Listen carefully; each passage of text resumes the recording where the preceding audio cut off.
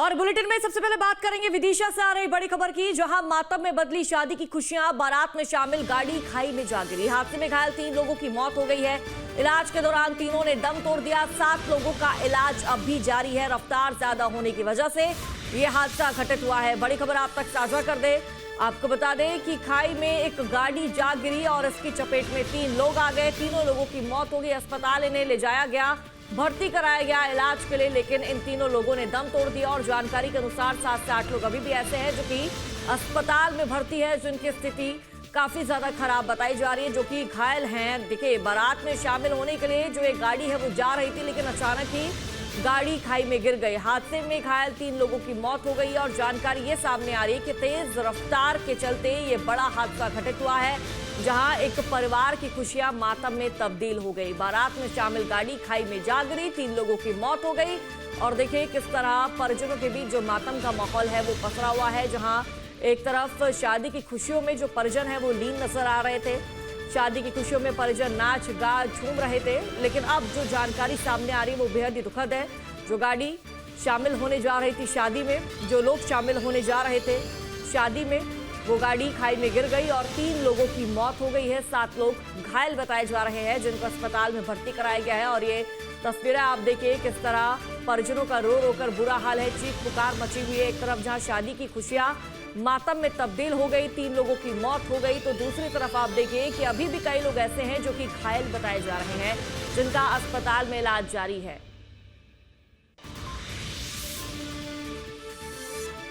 तो रफ्तार ज्यादा होने की वजह से यह हादसा घटित हुआ है। देखिए, अगर रफ्तार पर लगाम लगी होती तो शायद ये हादसा इतनी बड़ी दुर्घटना घटित नहीं होती।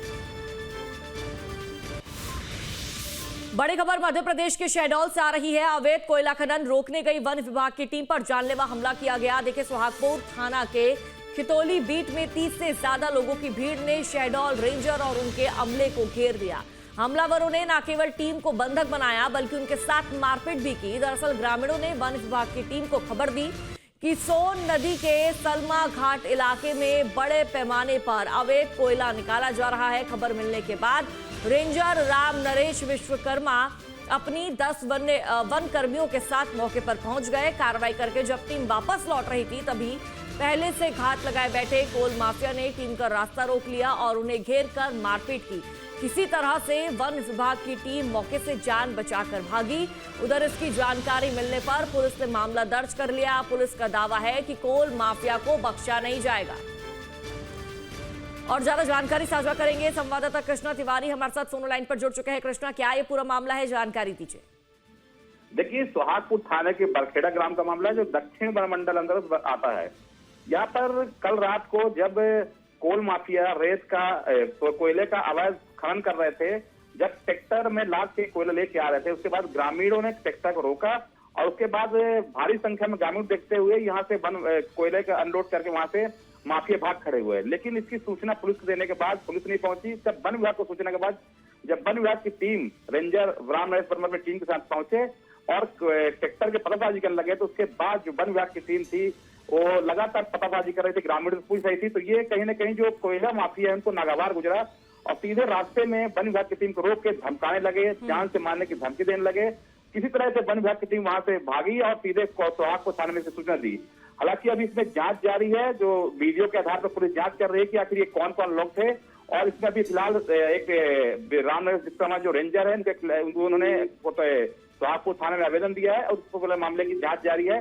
फिलहाल अभी आरोपियों को पकड़ने के लिए पुलिस और की टीम बनी हुई है और इसकी तलाश लगातार पुलिस कर रही है। जी ठीक है कृष्णा, शुक्रिया आपका जानकारी साझा करने के लिए। लेकिन इन तस्वीरों को देखने के बाद नजर आ रहा है कि इन लोगों के अंदर पुलिस प्रशासन का, वन विभाग की टीम का कोई खौफ नजर नहीं आ रहा। अब बात सागर से आ रही बड़ी खबर की करेंगे, जहां सागर में बारात में गोली चलने का मामला सामने आया। गोली लगने से बैंड बाजा कर्मचारी की मौत हो गई।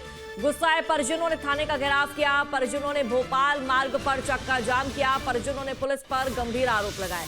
पैसे लेकर आरोपी को छोड़ने का आरोप लगाया। मोतीनगर थाने के बाहर सैकड़ों लोगों की जो भीड़ है वो जमा हुई, एकत्रित होती नजर आई। और ज्यादा जानकारी साझा करेंगे संवाददाता नितिन भट्ट हमारे साथ जुड़ चुके हैं। नितिन, बारात में गोली चलने का मामला सामने आया, क्या अपडेट, पुलिस ने क्या एक्शन लिया अब तक?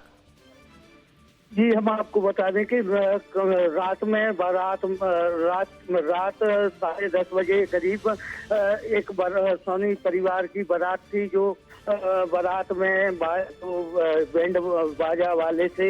उनको बोला गया कि बाजे बजाओ, ठीक ना बजाने पर किसी युवक ने उसको गोली मार दी और इसमें गोली जाकर सीने में लगी और उसकी मौत हो गई।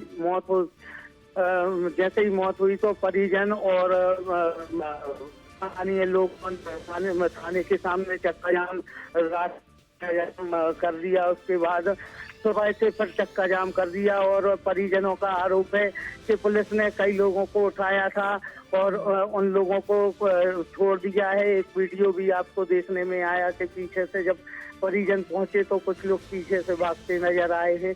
तो आप और पुलिस का कहना है कि मामले की जांच कर रहे हैं। नितिन, क्या अभी भी जो परिजन है वो प्रदर्शन कर रहे हैं, क्या अभी भी कार्रवाई की मांग कर रहे हैं परिजन?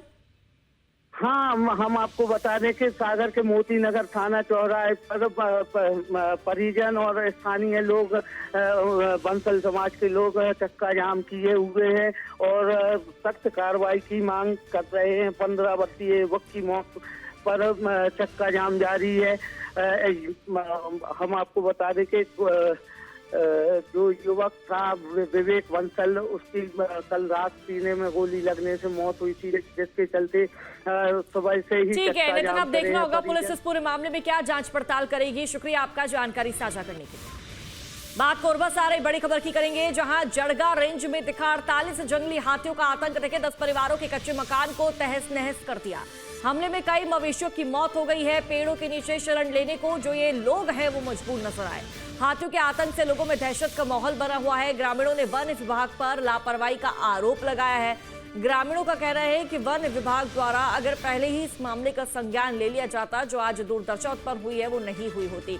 देखिए किस तरह जंगली जानवरों का आतंक है वो बढ़ता जा रहा है और हाथियों के झुंड ने लोगों के घरों को तहस नहस कर दिया। लोगों से उनके आशियाने को छीन लिया, जिसके चलते जो लोग हैं वो बेघर होते नजर आए हैं और इस तरह से लोग मजबूर हुए हैं कि पेड़ों के नीचे देखिए बैठे हुए हैं, अपनी रात इनको गुजारनी पड़ी है। लेकिन ये तस्वीरें ये आप देखिए किस तरह हाथियों के आतंक से इन लोगों का घर तबाह हो गया। जड़गा रेंज की तस्वीरें आपको दिखा रहे हैं, जहां 48 हाथियों का आतंक दिखा। हमले में कई मवेशियों की मौत भी हुई है। आपको बता दें कि 10 परिवारों के कच्चे मकान को हाथियों द्वारा तहस नहस कर दिया गया। कोरबा से तस्वीरें आपको दिखा रहे हैं, जहां हाथियों का आतंक यानी कि जंगली जानवरों का आतंक बढ़ता जा रहा है। कभी हाथी किसानों की फसलों को चट कर जाते हैं, ग्रामीणों की फसलों को खा जाते हैं, तो कभी इनके घर को तहस नहस कर देते हैं। बात करेंगे खंडवा की। खंडवा में न्यूज स्टेट की खबर का बड़ा असर हुआ है। देखिए धर्मपुरी गांव के गौशाला में 16 गायों की मौत हुई। मामले में एक्शन लिया गया। न्यूज स्टेट ने प्रमुखता के साथ इस खबर को दिखाया। मामले में कलेक्टर ऋषभ गुप्ता ने बड़ा संज्ञान लिया है। आपको बता दें कि जिला कलेक्टर ने गौशाला का निरीक्षण किया। दोषी कर्मचारियों के खिलाफ कार्रवाई के निर्देश यहां दिए गए। इंजीनियर और वेटरनरी अफसरों को नोटिस देने के निर्देश दिए गए हैं। खंडवा में न्यूज स्टेट की खबर का एक बार फिर से बड़ा असर हुआ है। तस्वीरें भी आपके सामने। दरअसल न्यूज स्टेट ने सबसे पहले प्रमुखता से खबर को दिखाया और खबर के बाद कलेक्टर ऋषभ गुप्ता ने ग्राम धर्मपुरी स्थित गौशाला का औचक निरीक्षण किया। यहां भूख प्यास से करीब आधा दर्जन गायों की मौत का मामला सामने आया था। ज्यादा जानकारी साझा करेंगे संवाददाता अखिलेश हमारे साथ जुड़ चुके हैं। अखिलेश, क्या ये पूरा मामला है? गायों की हालत खराब है, मवेशी तड़प रहे हैं, क्या जानकारी? तो देखिए, जिस तरह से बात करें कि जो गाय माताओं को राष्ट्रीय जो है उसकी घोषित करने की मांग जरूर चल रही है देश में पूरे, लेकिन देखिए जिस तरह से करोड़ रुपए खर्च किए जा रहे हैं, वहां पर देखा जाए कि गौशालाओं में जो है उनके रखरखाव के लिए पानी, चारा और अन्य सामग्री के लिए पैसा दिया जाता है शासन प्रशासन के द्वारा। लेकिन देखिए जिस तरह से भूख प्यास से 1 महीने से लगभग जो है गाय वहां पर दम तोड़ रही थी और उनकी हालात बेहतर से बेहतर होने जा रहे थे। इस बात की जाए तो वहां के सोशल मीडिया पर ये जब वीडियो वायरल हुआ तो न्यूज स्टेट ने प्रमुखता से ग्राउंड रिपोर्ट पर जाकर पूरी खबर को देखा गया और जब देखा गया कि मैदान में, खुले मैदान में 16 गायों की जो है 100 पड़े हुए थे और कंकाल पड़े हुए थे, उसको प्रमुखता से खबर न्यूज स्टेट ने सबसे पहले दिखाया। इसके बाद जो है कलेक्टर के संज्ञान में आने के बाद जिला कलेक्टर जो ऋषभ गुप्ता है वो घटनास्थल पर मौके तमाम अधिकारियों के साथ में और जो फटकार भी लगाई अधिकारियों को, जो विभाग जिम्मेदार है और जो गौशाला के जिम्मेदार है और अन्य लोग है, उनको नोटिस दिया गया है और उनपे कार्रवाई की बात सामने आ रही है। देखा जाए जिस तरह से मोहन यादव ने भी जो है गौशालाओं को लेकर जो है चिंता जताई है और अन्य जो है जांच के आदेश भी दिए हैं। तो कहीं कहीं देखा जाए कि खंडवा के जो न्यूज चेक ने सबसे पहले प्रमुखता से खबर दी है, उसका असर एक बड़ा हुआ है और ऋषभ गुप्ता ने ये संज्ञान लिया है। ठीक है अखिलेश, शुक्रिया आपका जानकारी साझा करने के लिए। तो न्यूज स्टेट की खबर का बड़ा असर हुआ है, जिसके बाद कलेक्टर द्वारा इस मामले में संज्ञान लिया गया। और अब बात करेंगे छत्तीसगढ़ के कोरबा से आ रही खबर की, जहां एक सनसनीखेज और दिल दहला देने वाली घटना सामने आई। हरदी बाजार थाना क्षेत्र के ग्राम रलिया में एक युवती ने अपने ही पिता की बेरहमी से हत्या कर दी। आरोपी युवती सोशल मीडिया और यूट्यूब पर सक्रिय बताई जा रही है। पुलिस ने हत्या का मामला दर्ज कर उसे अरेस्ट कर लिया है और आगे की जांच शुरू कर दी है।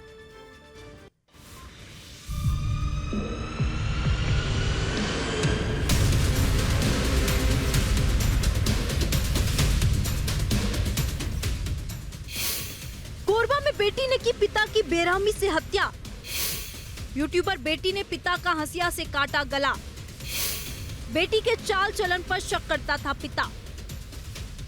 कोरबा में रोंगटे खड़े कर देने वाली घटना सामने आई। यहाँ एक बेटी ने अपने ही पिता की हत्या कर दी, जिससे पूरे इलाके में दहशत का माहौल है। आरोपी युवती एक यूट्यूबर है और उसका सारा समय सोशल मीडिया पर ही जाता है। पिता अक्सर बेटी के चाल चलन और उसके काम को लेकर सवाल उठाता था, जिससे दोनों के बीच अनबन रहती थी। वारदात वाले दिन भी घर में इसी बात को लेकर भारी विवाद हुआ और पिता ने कुछ ऐसी बातें कही जो बेटी को बर्दाश्त नहीं हुई। जब उसके पिता रात को गहरी नींद में सो रहे थे, तब बेटी ने मौका पाकर उन पर जानलेवा हमला कर दिया। उसने हत्या के लिए घर में ही रखे एक धारदार हंसिया का इस्तेमाल किया और सोते हुए पिता पर कई बार हमला किया। जो मृतक है मोर पापा है और जो हमारे से मोर दीदी है, बड़े दीदी है, और दोनों के बीच में हाथापाई हुई से शायद कुछ मोर पापा उल्टा सीधा बोल दे रही से दीदी ला, एकदम बहुत ज्यादा गंदा बोल दे रही से तेका ले हो इसी करी से ओकर से अक्सर लड़ाई झगड़ा होत रही से, मोर से ठीक बनत रही से और ओकरे पता नहीं कैसे पापा बहुत गुस्सा उस्सा करत रही से और हर चीज कचर कचर करत रही से शायद। घटना की सूचना पर मौके पर पहुंची पुलिस जब जांच शुरू करती है तो उन्हें घर के ही किसी सदस्य पर शक हुआ। जब पुलिस ने यूट्यूबर बेटी से कड़ाई से पूछताछ की तो वह फूट फूट कर रोने लगी और उसने सच बता दिया। पुत्री ने अपने पिता अशोक केवट जो कि 55 साल के थे, उसकी हंसिया से मारकर हत्या कर दी है। इसमें बात ये सामने आ रही है कि गीता केवट अपने अन्य 2 बहनें और मां के साथ कोरबा में रहती थी और उनका पिता अशोक केवट गांव में रलिया में रहता था। ये अपना कुछ काम से वहां गई हुई थी, अपने बड़े पिताजी के यहाँ रुकी हुई थी।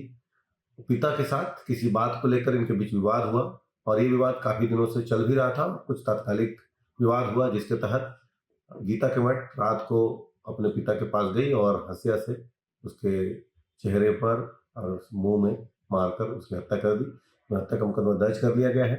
गीता केवट को गिरफ्तार करके वैधानिक कार्रवाई की है। बताया जा रहा है कि मृतक अशोक केवट आदतन शराबी था। अशोक अपनी पत्नी और बेटियों के चरित्र पर भी सवाल उठाता था और बेटी के वीडियो बनाने को लेकर अक्सर तंज कसता था। पिता के तानों से तंग आकर बेटी ने पिता को मौत के घाट उतार दिया। ये घटना कई सवाल खड़े करती है। क्या सोशल मीडिया की बढ़ती दीवानगी परिवारों में तनाव का कारण बन रही है? Team news state. और अब आज जगदलपुर से आ रही बड़ी खबर की करेंगे, जहां विवादित गाना मामले में सर्व आदिवासी समाज का यू टर्न। देखिए समाज के संभागीय अध्यक्ष प्रकाश ठाकुर का बयान, फ्लो में धोखे से बजा गाना। प्रकाश ठाकुर ने कहा है कि फ्लो में जो गाना है वो धोखे से बच गया। नक्सल उन्मूलन के लिए हम सरकार के साथ हैं। रैली में बजाया गया था मांडवी हिडमा की प्रशंसा करने वाला गाना। ये बड़ी खबर आप तक साझा कर दे। विवादित गाने पर अब यू टर्न जैसा जो बयान है वो सामने आया है। जगदलपुर से खबर, विवादित गाना मामले में सर्व आदिवासी समाज का यू टर्न। समाज के संभागीय अध्यक्ष प्रकाश ठाकुर का बयान सामने आया। फ्लो में धोखे से जो गाना है वो बजा है, ये प्रकाश ठाकुर के बोल है। नक्सल उन्मूलन के लिए हम सरकार के साथ हैं। रैली में बजाया गया था मांडवी हिडमा की प्रशंसा करने वाला गाना। गलती से गाना बजा है, फ्लो में गाना बजा है।